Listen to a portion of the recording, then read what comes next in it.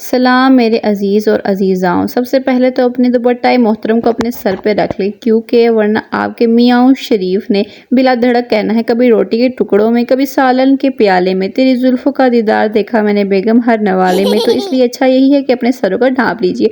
और अगर कोई मर्द हज़रात मेरी वीडियो देख रहे हैं तो अपना हाथ रख सकते हैं, कोई मुज़ायका नहीं। सबसे पहले मैंने मकई के आटे को छान लिया था। आज मैं बना रही हूँ मकई की रोटियाँ।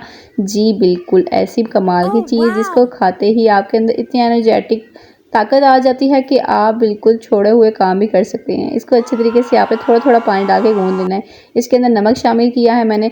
ये अजवाइन ऑप्शनल है, अगर आप डालना चाहते हैं एज़ यू विश, अदरवाइज़ कोई ज़बरदस्ती नहीं है। तो इसको आपने अच्छे तरीके से गूंदना है। नॉर्मल आटे की तरह ये बिल्कुल भी नहीं गूंदने होता। मकई का आटा हम लड़कियों की तरह अपने नाज नखरे उठाता है और अपने हाथ की हथेलियों की मदद से इसको अच्छे तरीके से गूंदना है। ये चाहता है कि हम भी साथ इसके डिस्को डांस करें और घूमते जाएँ, इतना घूमें कि चकरा के आखिरकार गिर जाए। लेकिन भाई इसकी ये ख्वाहिश पूरी नहीं हो सकती। हमने इसको ज़्यादा नरम भी नहीं करना, ना ही ज़्यादा सख्त करना है। नहीं तो साड़ी पड़ोसन वाला हाल होना कि जी उन्हें कुट के इन्हें सख्त बना दिता सी, एंड क्या सी इदा लगन दिया किसी हाथी नाल कुश्ती कर रही हैं। ਤੁਸੀਂ ਕੋਈ ਕੁਸ਼ਤੀ ਚੁਸ਼ਤੀ ਨਹੀਂ ਕਰਨੀ, नहीं तो उन्हें अपनी सूढ़ ਤੁਹਾਨੂੰ इन्ना दूर सुट देना कि तुसी आंदे आंदे सदियाँ ला देनी है। खैर अच्छे तरीके से आटे को मैंने कर लिया था, गूंद दिया था। मेरे हिसाब से ये कम अज़ कम ऑलमोस्ट बल्कि हो चुका था। अब इसको आपने कर लेने हैं पेड़े बना लें। पेड़ा आपने हाथ से नहीं बनाना होता, परात की मदद लेके ही बनाना है। पहले इसको एक साइड पे इकट्ठा कर लेते हैं। एक पेड़े के हिसाब से आप इसको थोड़ा सा भारी पेड़ा लेना पड़ता है, इतना भी भारी ना हो कि ये भी खाते खाते के दिल पे ही बैठ जाए। तो इसको हाथ की मदद से थोड़ा सा आप परात पे रख के ना घुमाना है इस तरीके से, और ख़ुद भी घूमते जाना ताकि ये जो है पेड़ा आपका अच्छे से तैयार हो जाए। और उसके बाद आपको एक कमाल की टिप बताने वाली है मकई की रोटी बनाने की शेप के हवाले से। ये कि शापर ले लेना है आपने एक प्लास्टिक वाला, इसको शेप में काट लेना है। मतलब गोल ना ही कटे कोई मसला नहीं है, साइड से आप कटिंग कर लें। मीडियम साइज़ का मैंने लिया था, आप भी लीजिएगा। अच्छे तरीके से हाथ पे हल्का सा ऑयल लगा के इसको पेड़े को मैंने ऊपर रखा और इस तरीके से घुमाना शुरू कर दिया। मकई की रोटी की चीखों की आवाज़ सुन के रुक मत जाइएगा, आप इसको जब तक घुमाते जाइएगा जितना साइज़ आप रोटी का चाहते हैं। मैं थोड़ी सी नॉर्मल साइज़ की रोटियाँ बनाती हूँ, ना ज़्यादा मोटी होती है ना ही ज़्यादा बारीक। मतलब दोनों का साइज़ हिसाब से दरमियाने हिसाब से चीज़ बनाओ तो वो अच्छी तरीके से पक भी जाती है, कच्चापन नहीं रहता उसमें।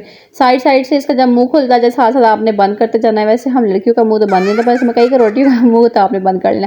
कितनी खूबसूरती से तैयार हो चुका था। मैं इसको तवे पर डालने वाले, तवे पर डालते सारी ये थोड़ी लगी नज़र बंदा माशाल्लाह तो कह ही दिंदा है, कोई गल नहीं, चलो असी ठीक कर दिता है इन्हें थप थपा के।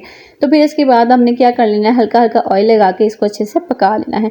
ऑयल की मिकदार ज़रा कम ही रखिएगा, ये ना हो घर वाले अगली दफ़ा बनाने की इजाज़त ही ना दें, कहेंगे भी तुसी ऑयल ही सारा ज़ाया कर दिता इस मकई की रोटियां के उत्ते ला ला के। चलो जी अब अगली आपको मैं एक और छोटी सी कमाल की टिप बताने वाली हूँ, वो नेक्स्ट पार्ट में, यानी कि नेक्स्ट पेड़ा डालूंगी रोटी का मैं, तो उसमें बताऊंगी। ये अच्छी तरीके से तैयार हो चुकी थी, क्या खूबसूरती आ रही है मकई की रोटी की। ध्यान रखिएगा कि कच्चा पाना रह जाए, बच्चे बड़े सब खाएंगे ना और आज सारी उन्होंने पेट च वट पैन तो तुहानू चंगिया भलियां सुना दे। खैर इसी तरीके से इसको पकाने के बाद आपने मीडियम फ्लेम पे इसको पकाना है। नेक्स्ट पेड़ा मैंने बना लिया था, मतलब शापर पे। इस जो आपको पास मैंने प्लास्टिक बैग दिखाया, इसके साथ आपने कुछ भी नहीं लगाना होता, कुछ खुश्क का कुछ ऑयल शॉयल नहीं लगाना, सिंपल आपने शापर ही लेना है, ये जो मैंने लिया हुआ प्लास्टिक बैग।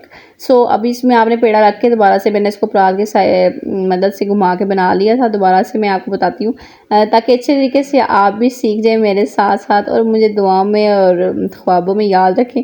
और यूँ घुमाते रहेंगे आप इस रोटी को और साइड से इसका मुँह बंद करते जाएंगे और साथ खुद भी घूमते जाएंगे तो ये रोटी आसानी से तैयार हो जाएगी।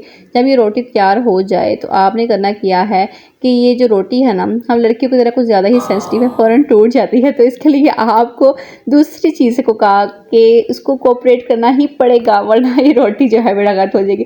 तो आप तवे की शेप को थोड़ा सा चेंज करना है, वो किस तरीके से वो मैं अभी बताती हूँ और दिखाती भी हूँ। ये रोटी हो चुकी थी ऑलमोस्ट रेडी मेरी।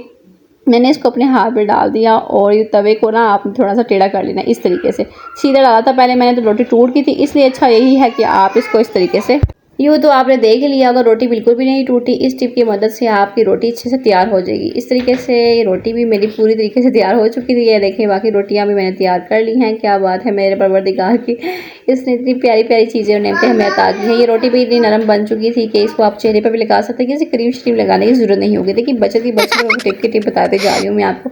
अच्छा चले जी, सारी रोटियाँ मैंने एक दूसरे के ऊपर चढ़ावा कर दिया था। चिल्लाने की आवाज़ें तो इनकी आ ही रही होगी, बट जस्ट इग्नोर टाइम। तो आपने इन रोटियों को अच्छे तरीके से पका लेने के बाद ना शोरबे वाले कोई भी चीज़ के साथ खा सकते हैं, जैसा कि चने काले हो, सफ़ेद चने, कड़ी, एल लाना एलान स्यापा पाता। हाँ जी, ऐसी किथे ऐसी पिंडी। हाँ जी, तो इसके साथ आप कड़ी, लस्सी वाला साग, जो भी दिल चाहे आपका घर वालों का, तो आप डाल के इसके साथ बना सकते हैं। मेरे बच्चे हो रहे थे बेसब्र और इनको इंतजार हो रहा था कब मम्मा हमारे हाथ में रोटी पकड़ाई और हम ऐसी खाएं कि ये बड़े मजे की होती है। Thank you for watching guys.